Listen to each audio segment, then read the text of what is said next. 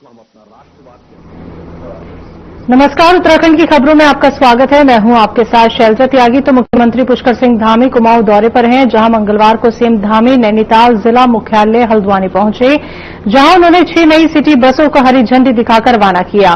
तो ये बसें शहर के विभिन्न रूटों पर चलाई जाएंगी, जिसमें आमजन को बेहतर परिवहन सुविधा मिलेगी और ट्रैफिक व्यवस्था को भी राहत मिलेगी। तो इस मौके पर सीएम धामी ने कहा कि ये सेवा हल्द्वानी शहर के लोगों के लिए एक बड़ा कदम है, जिसमें सस्ती, सुलभ और सुरक्षित परिवहन सुविधा उपलब्ध हो सकेगी। तो इस पहल से शहर के यातायात पर दबाव कम होगा और साथ ही प्रदूषण में कमी आने के साथ ऊर्जा संरक्षण को भी बढ़ावा मिलेगा। आवागमन बहुत आसान होगा, सुविधा होगी और अनावश्यक जो गाड़ियों का इंतजार, इसमें तमाम प्रकार की चीजें, उससे बचत होगी।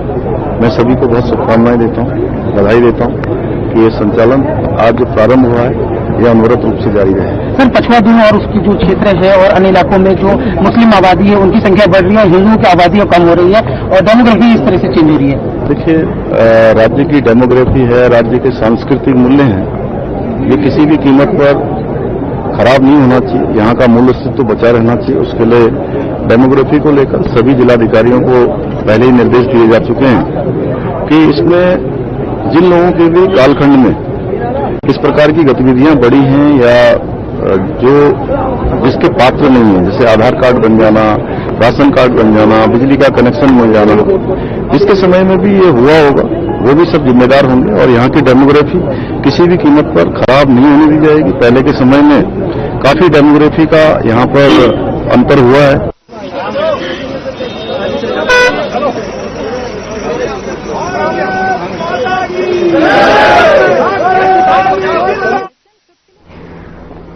कुछ समय पहले उत्तराखंड में पेपर लीक मामला सुर्खियों में रहा, वहीं इस पर प्रदेश में राजनीति भी खुलकर हुई, जिस पर विपक्ष ने गलत तरीके से प्रदेश के युवाओं को बरगलाने का काम किया और अराजक तत्वों ने जमकर उत्तराखंड का माहौल खराब करने का प्रयास किया, जिसको लेकर मुख्यमंत्री पुष्कर सिंह धामी ने विपक्ष पर निशाना साधते हुए कहा कि कुछ लोग साजिश के तहत उत्तराखंड को अराजकता की ओर धकेलने का प्रयास कर रहे हैं।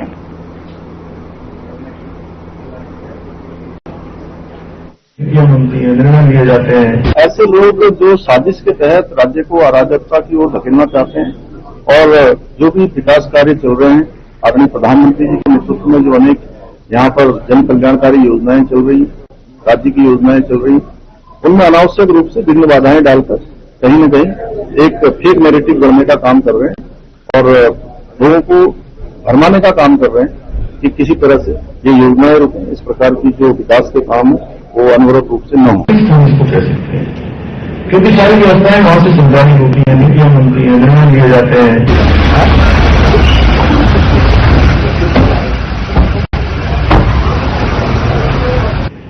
मस्तिष्क हम इसको कह सकते हैं क्योंकि सारी व्यवस्थाएं वहां से संचालित होती हैं। राज्य में अवैध दस्तावेज तैयार करने वालों पर सरकार ने सख्त रुख अपना लिया है, जिस पर मुख्यमंत्री पुष्कर सिंह धामी ने कहा कि जो भी लोग राशन कार्ड, आधार कार्ड या फिर बिजली कनेक्शन जैसे दस्तावेज अवैध रूप से बनवाने या दिलाने में शामिल पाए जाएंगे, उनके खिलाफ कठोर कार्रवाई की जाएगी।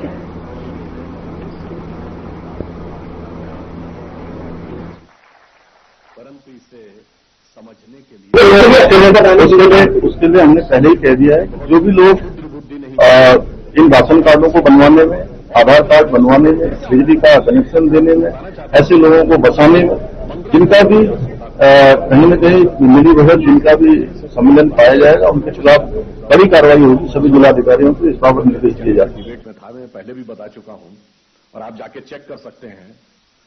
उस समय वो टाइम्स नाउ के मुख्यमंत्री पुष्कर सिंह धामी की अध्यक्षता में मुख्यमंत्री आवास स्थित कैंप कार्यालय में उत्तराखंड भवन एवं सभी निर्माण कर्मकार कल्याण बोर्ड की बैठक आयोजित हुई। बैठक के दौरान मुख्यमंत्री ने बोर्ड में पंजीकृत लगभग 10,000 श्रमिकों और उनके परिजनों को 11.50 करोड़ की आर्थिक सहायता ऑनलाइन पोर्टल व डीबीटी के माध्यम से प्रदान की। उन्होंने कहा कि ये कार्यक्रम श्रमिकों के प्रति सम्मान का प्रतीक है। राज्य सरकार श्रमिकों को शिक्षा, स्वास्थ्य, विवाह सहायता व मृत्यु उपरांत सहायता जैसी योजनाओं का लाभ पारदर्शी और समयबद्ध ढंग से देने के लिए प्रतिबद्ध है। तो मुख्यमंत्री ने सभी मनरेगा श्रमिकों को कल्याण बोर्ड के अंतर्गत लाने की सरकार की जिम्मेदारी बताया।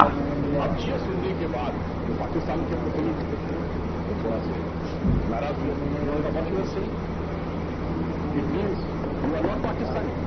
अब देखिए बलूच नेता क्या कह रहा है, yes we are not Pakistani, we are Baloch. मुख्यमंत्री पुष्कर सिंह धामी ने मकानों पर नंबर लगाने के संबंध में जिला पंचायत राज अधिकारी टिहरी गढ़वाल एवं उत्तरकाशी द्वारा जारी आदेशों को तत्काल प्रभाव से रद्द करने के साथ ही मामले की पूरी जांच करने की बात कही और दोषियों के खिलाफ आवश्यक कार्रवाई सुनिश्चित करने के निर्देश दिए हैं। तो मुख्यमंत्री ने उक्त प्रकरणों का संज्ञान लेते हुए इस संबंध में अधिकारियों को तत्काल कार्रवाई करने के निर्देश देते हुए कहा कि सरकार के संकल्प के अनुरूप सभी योजनाएं और कार्यक्रम जनहित, पारदर्शिता और निष्पक्षता के साथ लागू होनी आवश्यक है।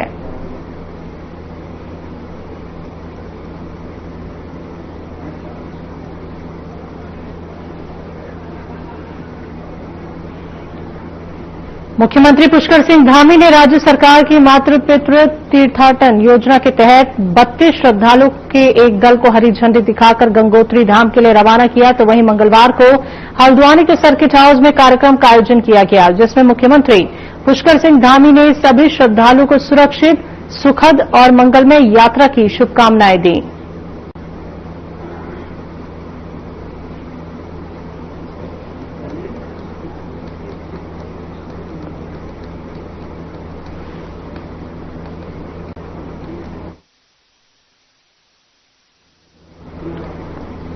केंद्रीय गृह मंत्री अमित शाह ने हाल ही में एक बयान दिया है, जिसमें उन्होंने कहा है कि भारत में मुस्लिम आबादी की वृद्धि दर घुसपैठ के कारण बढ़ी है, न कि जन्म दर के कारण। साथ ही उन्होंने कहा कि पाकिस्तान और बांग्लादेश से आए हुए घुसपैठी इसके लिए जिम्मेदार हैं। शाह ने अपनी डिडक्ट, डिलीट और डिपोर्ट नीति को दोहराते हुए कहा कि उनकी सरकार घुसपैठियों को पहचानकर मतदाता सूची से उनका नाम हटाकर और देश से बाहर करेगी। अमित शाह के इस बयान का उत्तराखंड वक्फ बोर्ड के अध्यक्ष शादाब शम्स ने समर्थन किया है। शादाब शम्स ने कहा कि एनआरसी जरूरी है।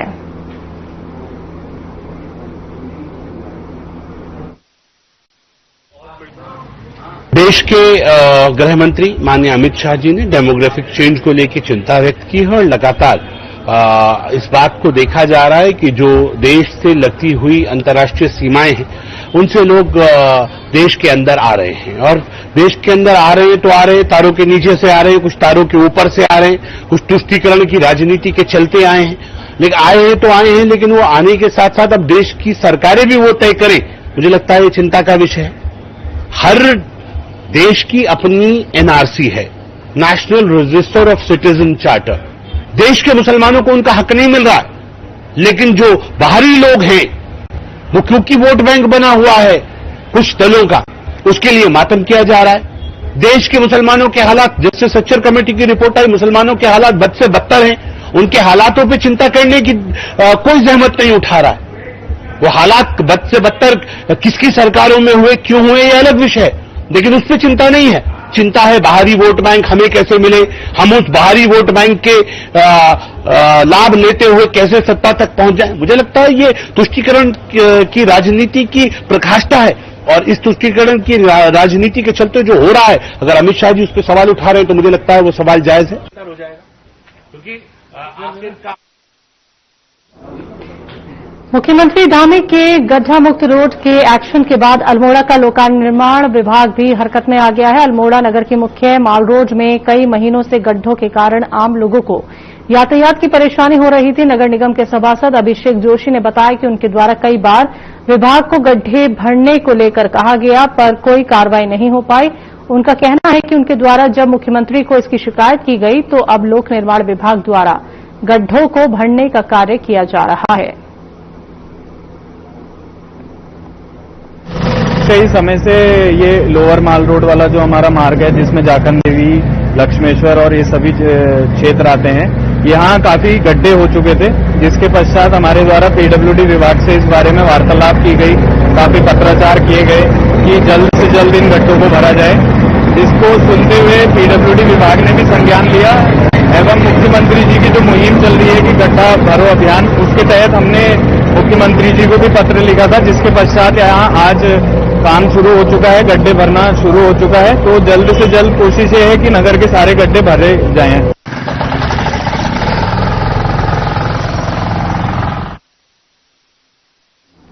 आगामी 16 अक्टूबर को बीजेपी का प्रदेश स्तरीय संगठन कार्यक्रम काशीपुर में होगा। इसी दिन मुख्यमंत्री धामी जिले के बीजेपी कार्यालय समेत विभिन्न कार्यक्रमों में शिरकत करेंगे। वहीं पीडब्ल्यूडी गेस्ट हाउस में प्रेस वार्ता के दौरान जिलाध्यक्ष मनोज पाल ने कहा कि बीजेपी के द्वारा प्रधानमंत्री नरेंद्र मोदी के नेतृत्व में आत्मनिर्भर भारत, हर घर स्वदेशी, घर घर स्वदेशी संकल्प अभियान के तहत आत्मनिर्भर भारत संकल्प अभियान को लेकर विभिन्न कार्यक्रमों का आयोजन किया जा रहा है। उन्होंने बताया कि आगामी 16 अक्टूबर को मुख्यमंत्री पुष्कर सिंह धामी, प्रदेश अध्यक्ष महेंद्र भट्ट, सांसद अजय भट्ट, प्रदेश महामंत्री संगठन शिल्पी द्वारा 2 साल से बन रहे बाजपुर रोड स्थित गौतमी हाइट्स के बराबर में बीजेपी कार्यालय का शुभारंभ करेंगे।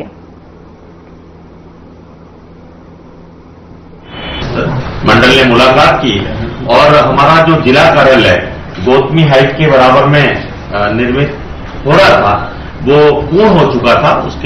उसमें जितना निर्माण का कार्य था पूर्ण हो चुका था, तो उसको लेकर एक स्थान हमारे पास जिला चलाने के लिए उचित बने आग्रह था, तो वो पूर्ण हो गया है। तो मुझे बताते हुए बहुत ही प्रसन्नता हो रही है कि हमारे प्रदेश के यशस्वी मुख्यमंत्री जी, हमारे भारतीय जनता पार्टी के यशस्वी प्रदेश अध्यक्ष जी, हमारे संगठन महामंत्री आदरणीय अजय जी और अपने पूर्व रक्षा राज्य मंत्री अजय भट्ट जी, हम लोगों के बीच में 16 तारीख को 12:30 बजे हम वहां हवन पूजन के साथ और उस अपने कार्यालय का शुभारंभ करने जा रहे हैं।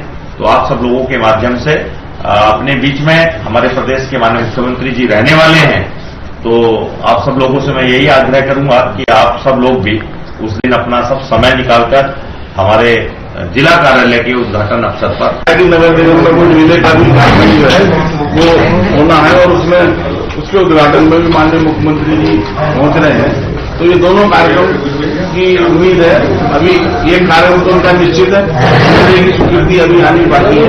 तो इन दोनों कार्यक्रमों में माननीय मुख्यमंत्री जी रहेंगे और ये बड़े हर्ष की बात है कि दीपावली के अवसर पर हमारे कार्यालय का भी उद्घाटन हो रहा है और हमारे नगर निगम में एक मेला जो लग रहा है उसका भी उद्घाटन हो रहा है। तो मैं आप सभी को उसमें आमंत्रित भी करता हूँ और ये आशा करता हूँ कि आप लोग हमारा उसमें सहयोग करें। कार्यशाला का आयोजन किया जा रहा है, विधानसभा स्तर पे भी सम्मेलन किए जा रहे हैं। तो इसी बंधुओं को भी हार्दिक धन्यवाद देना चाहूंगा। आप सभी यहाँ उपस्थित हुए हैं और अब मैं निवेदन करूंगा हमारे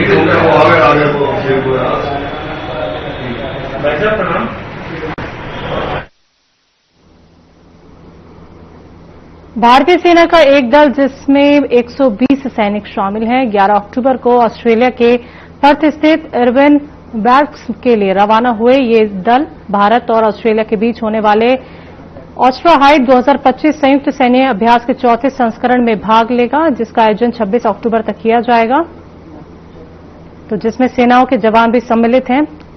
ऑस्ट्रा हाइट 2025 का उद्देश्य दोनों देशों के बीच सैन्य सहयोग को बढ़ाना है। वहीं जनसंपर्क अधिकारी ने बताया कि अभ्यास ऑस्ट्रा हाइट 2025 में भागीदारी से भारत और ऑस्ट्रेलिया की सेनाओं के बीच रक्षा सहयोग को और मजबूती मिलेगी और सैनिकों के बीच आपसी मित्रता और विश्वास की भावना को भी बल मिलेगा।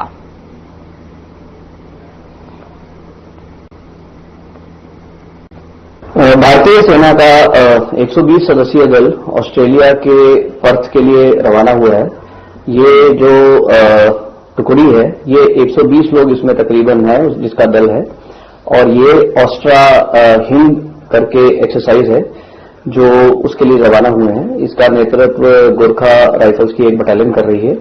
ये आयोजन 13 से लेके 26 अक्टूबर तक होगा। इस तरह की एक्सरसाइजेज ये फ्रीक्वेंटली पास्ट में भी होती रहती हैं।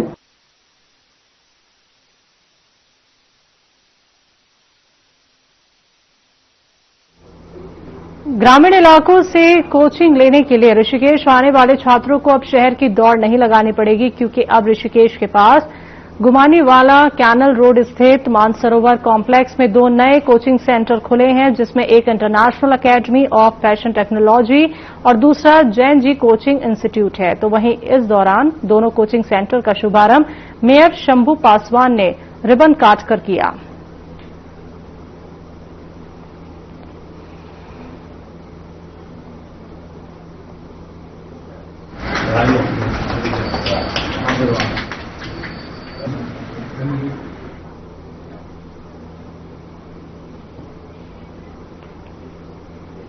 देहरादून स्थित दून मेडिकल कॉलेज के छात्रावास में जूनियर डॉक्टरों की शराब के नशे में धुत होकर अर्धनग्न अवस्था में अश्लील हरकतें और हुड़दंग मचाने की घटना ने कॉलेज प्रशासन को शर्मसार कर दिया है, जिस पर प्राचार्य डॉक्टर गीता जैन ने दो टूक शब्दों में चेतावनी दी है कि इस अश्लील हरकत में शामिल हर दोषी को सजा भुगतनी होगी और उनको कोई रियायत, कोई माफी नहीं दी जाएगी।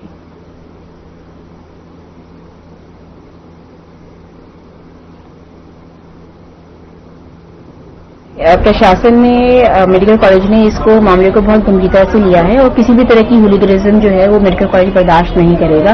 तो मैंने कल हम लोगों ने इंक्वायरी कल ही बिठा दी थी और आज उस इंक्वायरी की जहां तक एक दो दिन में रिपोर्ट भी आ जाएगी और हम सबसे सख्त एक्शन, जो भी कमेटी की रिपोर्ट आएगी, सबसे सख्त एक्शन हम डॉक्टर्स के खिलाफ और जो भी दोषी पाए जाएंगे उनके अगेंस्ट लिया जाएगा। कॉलेज में ये चीजें ना दोहराई जाए, उसको लेकर के आप लोग अब आगे और क्या कदम उठा रहे हैं? देखिए, एक जो इसमें थोड़ी ये हुई कि सिक्योरिटी ने जो है पुलिस वाले अंदर आ गए तो इसमें प्रिंसिपल और एमएस को इन्फॉर्म नहीं किया गया, ना वार्डन साहब को बताया गया। तो इसके लिए हम दुरुस्त कर रहे हैं कि वार्डन साहब को और प्रिंसिपल को, एमएस को जरूर बताया जाए अगर पुलिस अंदर, क्योंकि पुलिस किसी मेडिकल कॉलेज में या हमारे हॉस्टल में ऐसे नहीं घुस सकती बिना परमिशन के, बिना किसी की परमिशन। आपने पर्स रख दिया ना, तो अब ये चीजें यहाँ स्टॉप हो जाएंगी। जब तक आप नहीं रखोगे तो चीजें चलती रहेंगी। इसलिए मेरा कहना है कभी। उत्तराखंड की खबरों में वक्त एक छोटे से ब्रेक का।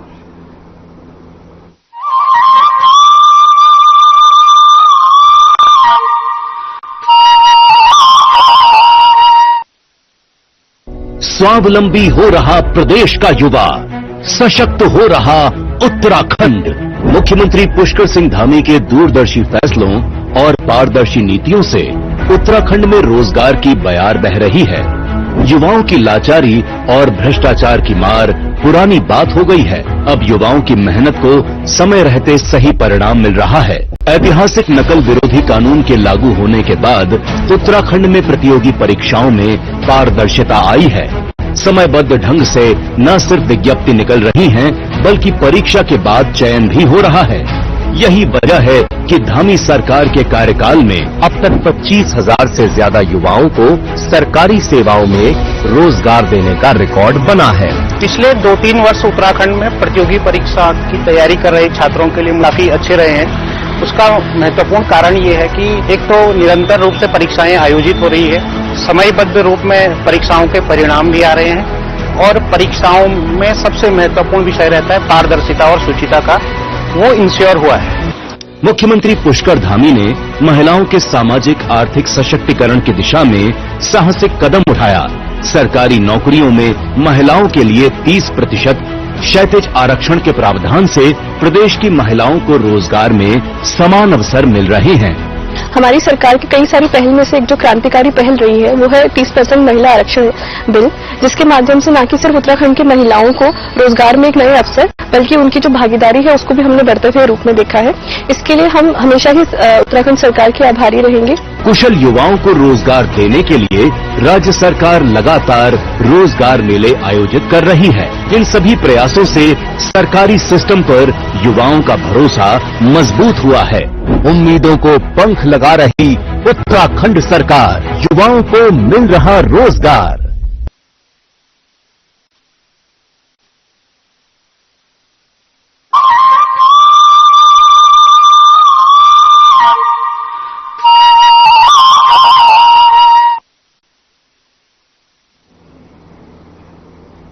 ब्रेक के बाद एक बार फिर से आप सभी का स्वागत है। तो दीपावली का त्योहार बड़ी धूमधाम से मनाया जाता है। ऐसे में दीपावली के त्योहार को लेकर तमाम तैयारियां चल रही हैं और इसी को लेकर दून अस्पताल ने भी तैयारियां कर ली हैं। दून मेडिकल कॉलेज की प्राचार्य डॉक्टर गीता जैन ने बताया कि दीपावली के त्योहार हर बर्न के सबसे अधिक केस आते हैं, जिसको लेकर तैयारी कर ली गई है और दवाइयां, ड्रेसिंग का सामान, वेंटिलेटर, सभी प्रकार की सुविधाएं बर्न यूनिट में कर दी गई हैं और किसी भी व्यक्ति को कोई दिक्कत नहीं होगी, ये कहना है उनका।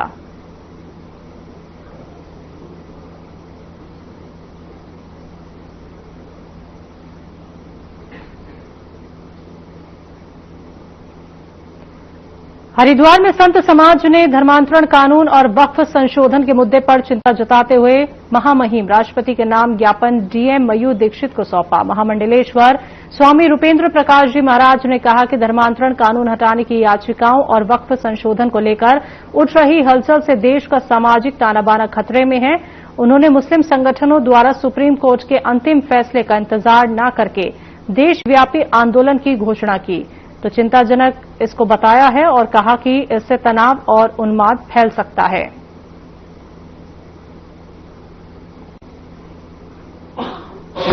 हम लोग जब से ये ज्ञापन महामहिम राष्ट्रपति जी को संबोधित धर्म स्वतंत्र विधेयक जो पास हुआ है वह अनवरत चलता रहे और जिस प्रकार से विभिन्न मुस्लिम संगठनों के द्वारा धर्म स्वतंत्र विधेयक को एक पीआईएल फाइल कर उस रिट को खारिज करने की मांग की गई है, ये हम मांग करते हैं कि ये धर्म स्वतंत्र विधेयक अनिश्चित रूप से चलता रहे जिससे समाज में समन्वय रहे, सामंजस्य रहे।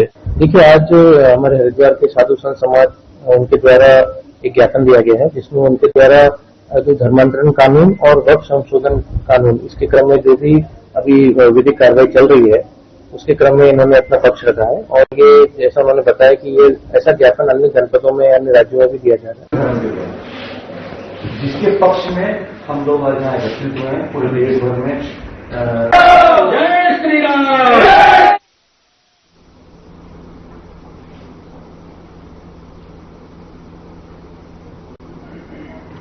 कोटद्वार चिल्लर मोटर मार्ग को लेकर कांग्रेस अब सड़कों पर उतर आई है। लालबाग में पूर्व मुख्यमंत्री हरीश रावत सहित कांग्रेस के तमाम बड़े नेताओं ने धरना देकर इस मोटर मार्ग को जल्द बनने की मांग की है। आपको बता दें कि लालबाग को कोटद्वार से जोड़ने वाला ये एकमात्र रास्ता वन विभाग के एरिया में आने के चलते इस पर गतिरोध बना हुआ है। पूर्व मुख्यमंत्री हरीश रावत ने कहा कि इस रास्ते को बीजेपी सरकार केवल इसलिए नहीं बना रही ताकि इसका श्रेय हरीश रावत और कांग्रेस को न मिल जाए। साथ ही हरिद्वार ग्रामीण से कांग्रेस की विधायक अनुपमा रावत ने कहा कि इस मार्ग के निर्माण के लिए वो कई बार सीएम को पत्र लिख चुके हैं, लेकिन अब इस बार सीएम से मिलने के साथ साथ आंदोलन तब तक चलेगा जब तक इसका निर्माण नहीं शुरू हो जाता। मैं समझता हूं कि देश आजादी के बाद लालढांग के हिस्से में अगर कोई चीज आई है तो मजबूती के साथ वो संघर्ष आया है और लालढांग संघर्ष का प्रतीक रहा है और हम चिल्लरखाल रोड मार्ग को लेकर के लगातार संघर्षरत है और ये संघर्ष अब ये क्रांति का रूप ले चुका है और ये चिंगारी का है और चिंगारी कब अंगारा बन के फूटेगी इसके लिए सरकार तय और वेट करे और देखे। जनता में बहुत भारी उबाल है। ये हम अपनी बात को कहते हैं। मैं भारतीय जनता पार्टी की बात को ही बड़ा कर देता हूँ कि 4 साल के बाद ही कांग्रेस को याद आता है। सरकार उत्तराखंड से 2017 में कांग्रेस की विपक्ष में है और 2027 आने वाला 10 साल से भारतीय जनता पार्टी है। तो क्या 10 साल से चिल्लरखाल रोड मार्ग क्या भारतीय जनता पार्टी को दिखाई नहीं दिया? इनसे होता है कि जिसको भारत सरकार की अनुमति है जंगल के अंदर रोडें बनाने के लिए जिसकी एक्सपर्टाइज और जानवरों के लिए कोई खतरा न हो उसके लिए अलग से हमने एक फ्लाईओवर भी जो साधु पर जो है मंजूर किए ताकि जानवर भी उनका आवागमन भी चलता है। ये सड़क दोनों मंडलों की जोड़ने वाली सड़क थी और इससे कोटद्वार का विकास भी होगा और लालढांग का विकास भी होगा। मेरा दावा है जिस दिन ये सड़क बन जाएगी लेकिन आज जो लालढांग की जमीनों की कीमत है इससे 10 गुना ज्यादा कीमत। फिर इस सड़क से इतना बड़ा अंतर यहाँ के लोगों के जीवन में से ये मार्ग जो है बाधित किया जा रहा है और खासतौर पर भाजपा के शासन जैसा कि आपसे पूर्व वक्ताओं ने बताया और आप सबको भी ले देते हैं कि माननीय श्री हरीश रावत जी ने मुख्यमंत्री से तो कितना पैसा इसके लिए पास करवाया लालबाग चिल्लरखाल मोटर मार्ग के लिए। और ये मार्ग जो है तो ये मार्ग नहीं है, ये एक तरीके से लाइफलाइन है क्षेत्र के लिए। कितना विकास की दृष्टि से ये बैकवर्ड क्षेत्र है तो यहाँ पर इस मार्ग का बनना बहुत आवश्यक है और जनता में बहुत रेट है। और उत्तराखंड की खबरों में अभी के लिए इतना ही। मुझे दीजिए इजाजत। नमस्कार।